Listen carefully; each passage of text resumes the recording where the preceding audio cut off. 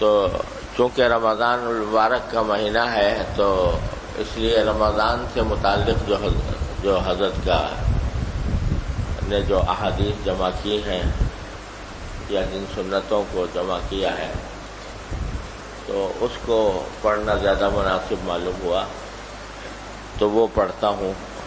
اللہ تبارک و تعالیٰ اسے سمجھنے کی بھی توفیق عطا فرمائے، عمل کی بھی توفیق عطا فرمائے، اور جو اس سے متعلق باتیں ہیں کچھ اس کی صحیح اپنی رضا کے مطابق تشریح کی بھی توفیق عطا فرمائے. تو پہلی حدیث جو حضرت والا نے نقل کی ہے وہ حضرت سلمان فارسی رضی اللہ تعالیٰ عنہ سے روایت ہے. حضرت سلمان فارسی رضی اللہ تعالیٰ عنہ ان صحابہ کرام میں سے ہیں کہ جو عرب سے تعلق نہیں رکھتے تھے، ایران کے رہنے والے تھے. اللہ تعالیٰ نے ان کے دل میں حق کی طلب پیدا فرمائی، اس لیے کہ ایران میں تو لوگ آتش پرست تھے، آگ کی پوجا کیا کرتے تھے. تو ان کو دل میں اللہ تعالیٰ نے یہ بات ڈالی کہ یہ بالکل ہی لغو بات ہے کہ آگ کی پرستش کرنا. تو یہ کسی دین حق کی تلاش میں نکلے تھے اور کچھ عرصے نصرانی رہے، عیسائی مذہب کو قبول کر لیا کیونکہ وہ بہرحال ایک پیغمبر کی طرف منسوب تھا. پھر کچھ عرصے یہودی بنے رہے، پھر یہودیوں نے ان کو بیچ دیا، حالانکہ یہ آزاد تھے لیکن کسی کے ہاتھ زبردستی کر کے بیچ دیا. ہوتے ہوتے بہرحال بڑا لمبا قصہ ہے ان کے اسلام لانے کا. ہوتے ہوتے اللہ تبارک و تعالیٰ نے ان کی نیک نیتی کی بنا پر ان کو مدینہ طیبہ پہنچا دیا. وہاں بھی ایک یہودی کے غلام تھے. نبی کریم صلی اللہ علیہ وسلم کی جب تشریف آوری ہوئی تو ان کو جو کچھ علامتیں بتائی گئی تھیں نبی آخر الزمان صلی اللہ علیہ وسلم کی، وہ علامتیں انہوں نے حضور اقدس صلی اللہ علیہ وسلم میں دیکھی اور پھر اللہ نے اسلام کی توفیق عطا فرمائی. تو وہ روایت کرتے ہیں کہ ماہ شعبان کی آخری تاریخ کو رسول اللہ صلی اللہ علیہ وسلم نے ہم کو ایک خطبہ دیا. عام طور سے خطبہ تو رسول کریم صلی اللہ علیہ وسلم جمعہ کے دن دیا کرتے تھے، لیکن جب کبھی کوئی وقتی ضرورت پیش آتی تو عام دنوں کے اندر بھی کوئی خطبہ دے دیتے تھے. اور رسول کریم صلی اللہ علیہ وسلم کے خطبے میں یہ کوئی ضروری نہیں تھا کہ وہی گھنٹے بھر کا خطبہ ہو، 1 گھنٹے تک بیان فرمائے، بلکہ حسب ضرورت اگر کوئی مختصر بات کہنی ہے، لوگوں کو کسی خاص بات پر متنبہ کرنا ہے تو چند منٹ کی بات بھی کھڑے ہو کر لی، خطبہ دے دیا. چند منٹ کی بات بھی کر لی، کوئی لمبی بات کرنی ہوئی تو لمبی بات بھی کر لی. اب یہ خطبہ جو دیا رسول کریم صلی اللہ علیہ وسلم نے یہ شعبان کی آخری تاریخ میں دیا. اس لیے دیا تاکہ مسلمانوں کو، صحابہ کرام کو رمضان المبارک کی فضیلت کا بھی علم ہو اور اس میں کس طرح اس مہینے کو گزارنا ہے اس کی بھی تفصیل ان کو معلوم ہو. مقصود یہ تھا. وہ تو کوئی جمعہ کا دن نہیں تھا بلکہ عام دنوں میں چونکہ رمضان آنے والا تھا اور رمضان المبارک کے احکام اور اس سے متعلق تعلیمات آپ کو بیان فرمانا منظور تھی، اس واسطے خطبہ دیا. اس خطبے کا ایک بڑا حصہ حضرت سلمان فارسی رضی اللہ عنہ نے روایت کیا. تو اس خطبے میں آپ نے فرمایا، اے لوگو، تم پر ایک عظمت اور برکت والا مہینہ سایہ فگن ہو رہا ہے. ابھی رمضان شروع نہیں ہوا تھا، شروع ہونے والا تھا، تو آپ نے فرمایا قد اظلکم شہر عظیم شہر مبارک. یہ الفاظ حدیث میں آتے ہیں کہ تمہارے اوپر سایہ کر رہا ہے ایک ایسا مہینہ جو بڑے عظمت والا ہے اور ایسا مہینہ جو بڑی برکتوں والا ہے. دو باتیں فرمائی، عظمت والا مہینہ اور برکتوں والا مہینہ. عظمت کا معنی تو یہ کہ وہ اپنی ذات ہی میں اللہ تبارک و تعالی نے اس کو عظمت بخشی ہے. وہ اللہ تبارک و تعالی نے وہ مہینہ ایسا بنایا ہے کہ اس میں عام دنوں کے مقابلے میں وہ زیادہ عظمت رکھتا ہے، زیادہ تعظیم رکھ کے قابل ہے، اپنی ذات ہی میں تعظیم کے قابل ہے. کیوں؟ اس لیے کہ اللہ تبارک و تعالی نے اس مہینے کو اپنی طرف منسوب فرما دیا. یہ مہینہ میرا مہینہ ہے. جیسے کعبے کو فرما لیا. کعبہ بھی تو ایک عمارت ہی ہے نا، پتھروں سے بنی ہوئی. لیکن اس عمارت کو جب یہ کہہ دیا کہ یہ میری عمارت ہے، میرا گھر ہے، اپنی طرف منسوب فرما لیا، تو اللہ جل جلالہ کی طرف نسبت کی بنا پر اس میں عظمت آ گئی. وہ کعبہ معظم بن گیا، مشرف بن گیا. اس کے اندر ایک عظمت، ذاتی عظمت پیدا ہو گئی، تقدس پیدا ہو گیا. اسی طرح جب اللہ تبارک و تعالیٰ کسی چیز کو اپنی طرف منسوب فرما لیتے ہیں، یہ میرا ہے. ارے ہے تو سب کچھ انہی کا. آسمان زمین میں پائی جانے والی ساری کائنات سب انہی کی ہے نا. یا کوئی اور ہے اس کا مالک؟ اللہ تبارک و تعالیٰ اس کا مالک ہے، وہی اس کا خالق ہے.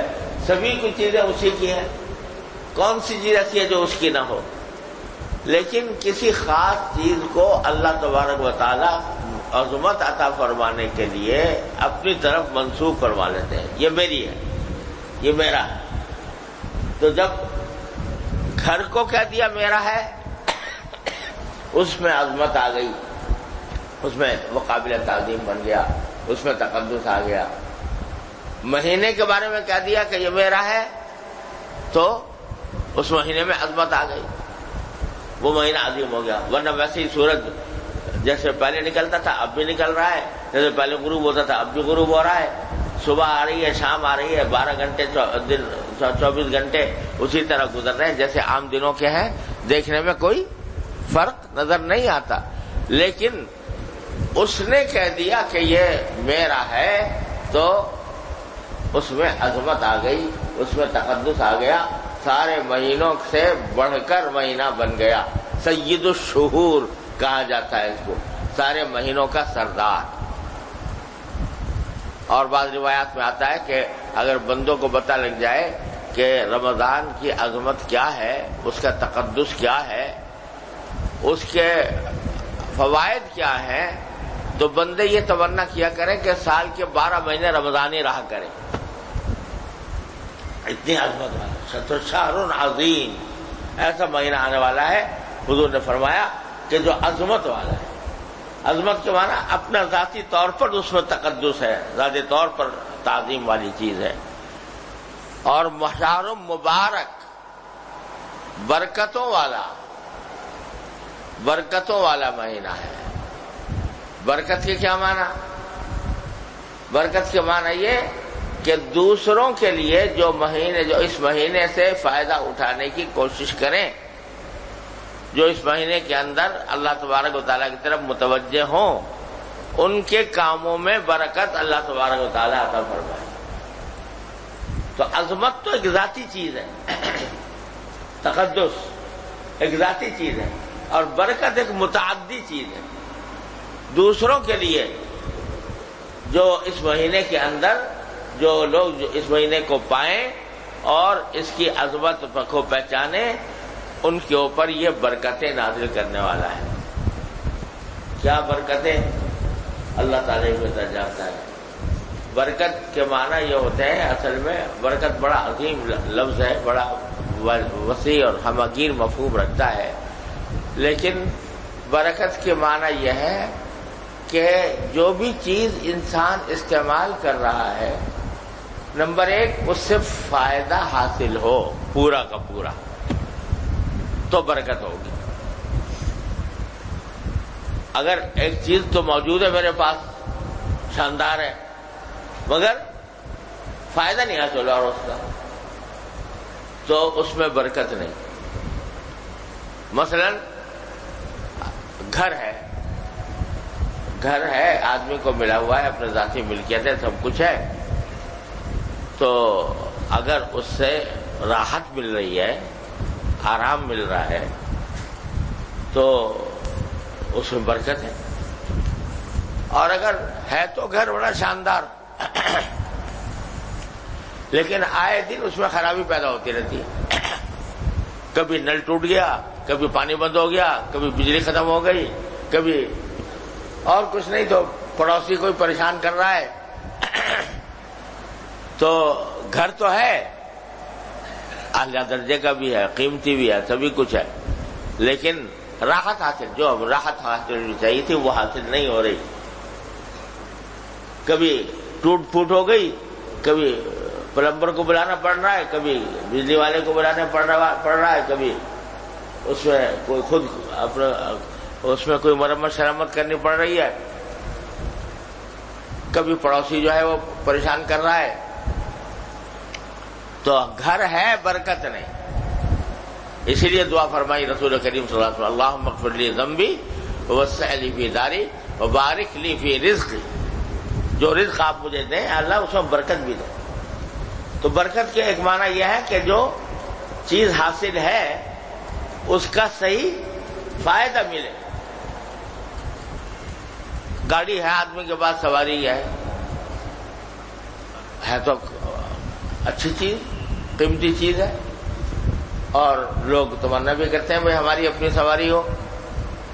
لیکن وہ سواری تو ہے لیکن روز اس الٹا تمہارے اوپر سوار رہتی ہے. اس کے اندر کوئی نہ کوئی گڑبڑ شڑبڑ ہو جاتی ہے, کوئی ٹوٹ پھوٹ ہو جاتی ہے, اور اس کا جو صحیح فائدہ ہے وہ حاصل نہیں ہو رہا. مجھے یاد ہے ہمارے بچپن میں ہم جہاں رہتے تھے جب پاکستان آئے رہنے تو وہاں نیچے ایک انگریز بیچارہ رہتا تھا. وہ اس سے اپنے ہاتھ سے معذور تھا, ٹنڈا تھا. اس کی گاڑی تھی وہ سرخ رنگ کی کھڑی رہتی تھی.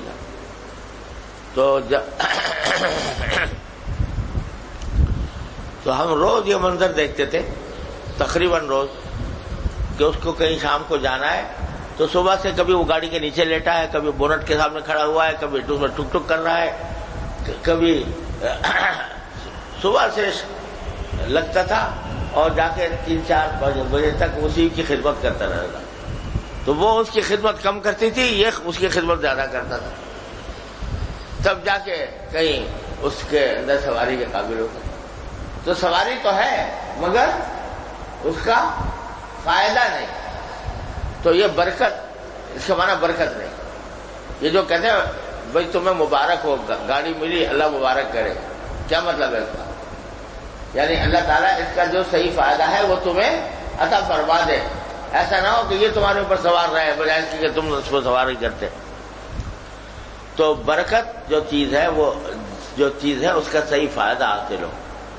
اور دوسرا یہ کہ تھوڑے میں زیادہ کام بن جائے, یہ بھی برکت کا ہے. تھوڑے میں زیادہ کام بن جائے. پیسے تھوڑے ہیں لیکن اللہ تعالیٰ نے اس میں برکت دے دی تو کام زیادہ بن گیا اس سے. جیسے جو قناعت والے بندے ہوتے ہیں اللہ تبارک و تعالیٰ جن کو قناعت عطا فرماتے ہیں ان کا حال یہی ہوتا ہے کہ ان کے تھوڑی آمدنی میں برکت ہوتی ہے. تنخواہ تھوڑی ہے لیکن قناعت کے ساتھ رہتا ہے بندہ. اپنے اپنی پاؤں چادر کو دیکھ کر پاؤں پھیلاتا ہے. فضول توقعات اور منصوبے اپنے استطاعت سے زیادہ نہیں بناتا. تھوڑی آمدنی ہے اسی کے اندر الحمدللہ کام چل رہا ہے بڑے مزے سے اور ٹھیک ٹھاک, نہ کوئی رونا نہ پیٹنا, آرام سے اس میں کام بن رہا ہے. ایک آدمی جس کی لاکھوں آمدنی ہے, دیکھ لو جا کے اس وقت جو زیادہ بڑے بڑی تنخواہوں والے ہیں، بڑے بڑے افسر جن کی تنخواہیں جو ہیں وہ لاکھوں میں ہیں، ان سے پوچھو کیسی گزر رہی ہے تو کہہ جی مہینے کے آخر میں جیب خالی ہو جاتی، مہینے کے آخر میں وہ بھی اسی طرح پھرتے ہیں جیسے کہ وہ لوگ جو کم آمدنی والے ہیں، وہ بھی اسی طریقے سے عجیب بار کھانا وہ پورا نہیں پڑتا، ہزاروں کی آمدنی، لاکھوں کی آمدنی پورا نہیں پڑتا۔ ارے بھائی کیوں پورا نہیں پڑتا؟ اس لیے نہیں پڑتا کہ برکت نہیں ہے۔ برکت کیوں نہیں ہے؟ کہ برکت دینے والے سے تعلق نہیں ہے۔ برکت دینے والے سے تعلق ہوتا تو تھوڑی تنخواہ بھی تمہیں کام تمہارا بن جاتا، اور اس سے تعلق نہیں ہے تو ہزاروں آ رہے ہیں، لاکھوں آ رہے ہیں، لیکن راحت ان سے جو ملنی چاہیے تھی وہ حاصل نہیں ہو رہی۔ تم رشوت کی آمدنی کما رہے ہو، دیکھنے میں تمہاری گنتی بڑھ رہی ہے، کہاں سے کہاں پہنچ گئی، لاکھوں میں آ گئی، کروڑوں میں آ گئی، لیکن تم نے ایک سے رشوت لی، 10 آدمیوں کے پاس تم جاؤ گے کام کرانے کے لیے، وہ 10 آدمی تم سے رشوت لیں گے۔ یہ چکر چلتا رہے گا، یہ پہیہ گھومتا رہے گا۔ تم نے ایک آدمی سے رشوت لی اور تمہارا کام جب پڑا تو اس نے کہا میں کیوں کم رہوں، تو وہ تم سے رشوت مانگے گا اور تمہاری کھال نوچے گا۔ برکت کہاں سے آئے گی؟ تو برکت کے معنی ایک تو یہ ہے کہ جو چیز بھی انسان کو اللہ تبارک و تعالی عطا فرمائی ہے وہ اس سے صحیح فائدہ مل جائے، اور دوسرا یہ کہ تھوڑی چیز میں اللہ تعالیٰ رضا کام کرتا ہے۔ وقت میں برکت کیا ہوتی ہے؟ وقت میں برکت یہ ہے کہ بظاہر تھوڑا سا وقت خرچ کیا لیکن کام زیادہ بن گیا، کام زیادہ ہو گیا۔ اور بے برکتی کیا ہوتی ہے کہ صبح سے لے کے شام تک 24 گھنٹے گزر گئے اور معلوم وقت کیا کیا تو کچھ بھی نہیں۔ کوئی ذرا حساب لگا کے دیکھو، صبح سے لے کے شام تک 12 گھنٹے گزرے، پھر 12 کے 15 ہوئے، پھر 16 ہوئے، 18 ہوئے، 6 گھنٹے چلو سو گئے، ان 18 گھنٹوں میں کتنا کام ہوا حساب لگا کے دیکھو۔ تو جتنا کام 18 گھنٹے کے حساب سے ہونا چاہیے تھا وہ نہیں ہوا، تو کیا مانا؟ بے برکتی ہو۔ تو وقت میں بھی برکت دینے والا وہی ہے، اس سے تعلق قائم کرو تو تھوڑے وقت میں برکت عطا ہو جاتی ہے اللہ تبارک و تعالیٰ کی طرف سے۔ تھوڑے وقت میں کام زیادہ ہو جاتا ہے اللہ تبارک و تعالیٰ کی طرف سے، اور بے برکتی ہو تو وقت گزر جاتا ہے اور پتہ بھی نہیں چلتا۔ میں کبھی کبھی غور کیا کرتا ہوں اور دوسروں سے بھی کہتا ہوں کہ ذرا غور کرو، آج سے 50 سال پہلے کی زندگی دیکھو، صرف 50 سال پہلے زندگی دیکھو، اس کو دیکھنے والے اب بھی موجود ہیں، ہم بھی ہیں، اور آج کی زندگی دیکھو۔ 50 سال پہلے اگر کوئی کسی کو گھر میں کھانا پکانا ہوتا تو لکڑیاں لے کے آتے، وہ لکڑیاں جو ہیں وہ سلگائی جاتی، لکڑیوں کے ایسے آگ جلتی، صرف آگ جلنے کے اندر کم سے کم 15-20 منٹ، آدھا گھنٹہ لگتا۔ اب بھی دیہات میں ایسا ہی ہوتا ہو جہاں گیس نہیں پہنچی، تو لگتا تھا کہ نہیں؟ اگر چائے بھی بنانی ہے تو پہلے آدھے گھنٹے وہ انگارے سلگاؤ، لکڑی سلگاؤ، اور پھر جا کر جو ہے وہ پانی رکھو، اور پانی رکھ کے پھر جو ہے اس کو جوش آنے میں دیر لگے گی، تو آدھا پونے گھنٹے کا کام تھا چائے بنانا، ٹھیک ہے۔ اب جو کیا آیا، ایسے چولہے آ گئے کہ کان مروڑا اور آگ جل گئی، اور وہ چند منٹ میں تیار ہو گئی۔ اب اور بھی کچھ آگے بڑھ گیا، الیکٹرک کیٹل آ گئی، بجلی کی کیتلی آ گئی، اسی میں پانی جمع کیا اور اس کو سوئچ آن کیا تو 1 منٹ بھی مشکل سے لگتا ہے چائے بنانے میں۔ ٹھیک ہے، کھانا پکانے میں پہلے گھنٹے آدھا دن لگ جایا کرتا تھا، اب جو کولر آ گئے یا کوکر آ گئے، خدا جانے کیا کچھ آ گیا، اور وہ جو ہے چند منٹ میں کھانا تیار ہو جاتا ہے۔ یہ جو وقت بچ رہا ہے، چائے بنانے میں آدھا گھنٹہ بچ گیا مثلا، اور کھانا پکانے میں 2 گھنٹے بچ گئے۔ ٹھیک ہے، کھانا پکانے میں عورتیں جو ہے پہلے وہ کیا کرتی تھیں کہ آٹا جو ہے اس کو پیسا، اس کو چکی میں پہلے پیسا، اس کو جا کے گندم بنایا، پھر جو ہے اس کو گوندھ کر پھر جو ہے اس کے اوپر روٹیاں بنانے کے لیے توے وغیرہ کا استعمال کیا، اور مسالے جو ہے وہ خود سل کے اوپر پیسے، اور پھر جا کر کہیں کھانا بنتا تھا۔ اب سب چیزیں تیار ہیں، ریڈی میڈ ہر چیز ہے، اور انہوں نے اس میں ڈالا اور چند منٹ میں تیار ہو گیا۔ یہ جو گھنٹے بچ گئے کھانا پکانے میں اور چائے پکانے میں، یہ کہاں گئے؟ کہاں چلے گئے؟ اب بھی پوچھو، ہونا تو یہ چاہیے تھا کہ اب عورتیں جو ہے فارغ بیٹھی ہوتی، اور اب بھی پوچھو تو عورتوں سے تو کہتے جی وقت نہیں ملتا، اگر ان کو کوئی کام بتایا جائے تو کہتے جی وقت نہیں ملتا۔ کہاں گئے یہ گھنٹے؟ حساب لگا کے اگر دیکھو تو کہاں چلے گئے، کہاں غائب ہو گئے؟ وہ غائب ہو گئے زیب و زینت میں، دکھاوے میں، اور جو ہے فضول تفریحات میں، فضول کاموں کے اندر، اس میں ضائع ہو گئے۔ تو کیا ہوا؟ وقت میں برکت نہیں رہی۔ جب وقت میں برکت ہوتی ہے تو اللہ تبارک و تعالیٰ ایسی برکت عطا فرماتے ہیں کہ کرنے والے تھوڑے وقت میں مہینوں کا کام کر جاتے ہیں۔ حافظ ابن جریر طبری رحمۃ اللہ علیہ بڑے درجے کے مفسر محدث ہیں، ان کے حالات میں لکھا ہے کہ جب ان کی تصانیف کو شمار کیا گیا ان کی عمر کے دنوں کے اوپر، تو روزانہ 60 صفحات لکھنے کا اوسط بنتا ہے، ایک دن میں 60 صفحے۔ آج ایک دن میں 60 صفحے تم پڑھ نہیں سکتے۔ اگر 60 صفحے پڑھنے کا ارادہ کرو، ایک دن میں 60 صفحے پڑھے نہیں جائیں گے، اور وہ اللہ کا بندہ تسلیم کرتا تھا۔ تو کیا ہوا کہ وقت میں برکت اللہ تبارک و تعالیٰ عطا فرماتے ہیں۔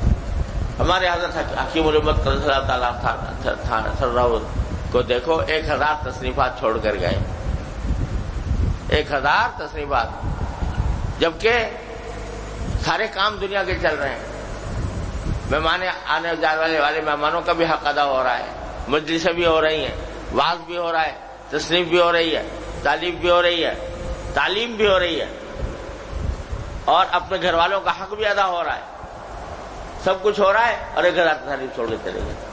کیا مانا؟ وقت میں کیا ہے؟ وقت میں برکت ہے۔ تو یہ برکت ایسی چیز ہے جو محض اللہ جل جلالہ کی عطا ہے، اور یہ حاصل ہوتی ہے اسی کے ساتھ تعلق جوڑنے سے۔ جب بندے کا تعلق اپنے مالک سے، اپنے خالق سے، برکت دینے والے سے جڑ جاتا ہے تو اس کے کاموں میں بھی برکت ہوتی ہے۔ تو حضرت والا نبی کریم صلی اللہ علیہ وسلم نے اس مہینے کے بارے میں فرمایا کہ ایک تو یہ عظمت والا ہے، بذات خود عظمت اللہ تعالیٰ نے اس میں پیدا فرما دی ہے، دوسرا یہ برکتوں والا ہے، جو کام تم دوسرے دنوں میں نہیں کر پاؤ گے یہ اس میں آسانی سے ہو جائے گا۔ تجربہ کر کے دیکھ لو، جن لوگوں کو عام دنوں میں مسجد میں 5 وقتہ نماز کے لیے آنے کی توفیق نہیں ہوتی، عشاء کے بعد رات کو تراویح کی لمبی لمبی نمازوں میں کھڑے ہوئے کہ گھنٹے بھر، عام دنوں میں توفیق نہیں ہو رہی جماعت سے نماز پڑھنے کی، لیکن رمضان میں ہو رہی.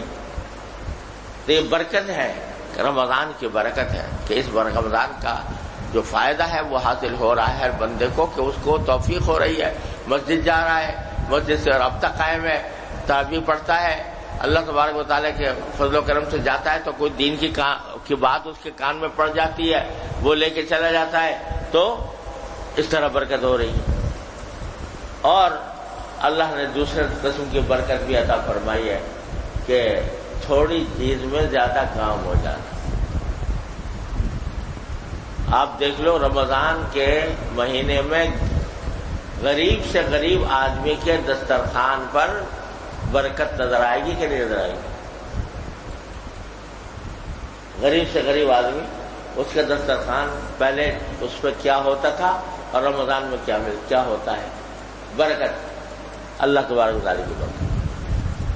تو یہ فرمایا پہلے، سب سے پہلے تو یہ دو صفتیں بیان فرمائی مہینے کی، کہ ایک تو عظمت والا ہے بذات خود اور ایک برکتوں والا ہے. اور برکتوں کا جیسے میں نے بتایا تھا نا کہ اس کے معنی یہ ہے کہ تھوڑی چیز میں زیادہ فائدہ حاصل ہو جانا.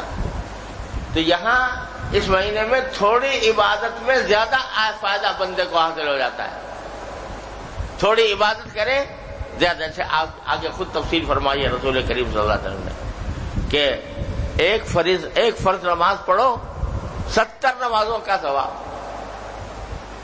ایک نماز پڑھو 70 نمازوں کا ثواب. 1 روپیہ صدقہ دو 70 روپیہ صدقہ دینے کا ثواب. ایک 100 روپے دو تو 7,000 کا ثواب.